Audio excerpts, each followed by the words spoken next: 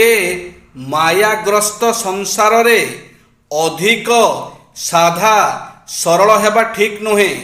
ଆମର ଲେଖକ କବିମାନେ ଏ ବିଷୟରେ ଉଦାହରଣ ଦେଇ କହିଛନ୍ତି।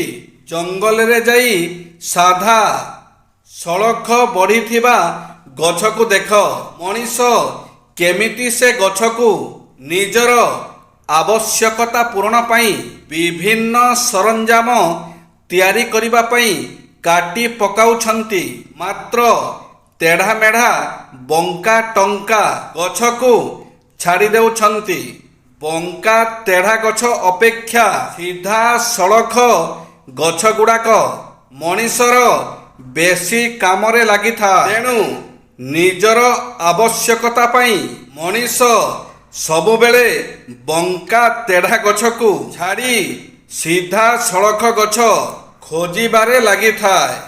ଠିକ୍ ସେମିତି ସାଧା ସିଧା ସରଳ ଲୋକ ସମସ୍ତଙ୍କର ରାଗ ରୋଷ ଅନ୍ୟାୟ ଅତ୍ୟାଚାରର ଶିକାର ହୋଇଥାନ୍ତି। ତେଣୁ ବେଶୀ ସାଧା ସରଳ ହୋଇ ବଞ୍ଚିବା ଠିକ୍ ନୁହେଁ। ଜୟ ଶ୍ରୀ ଜଗନ୍ନାଥ।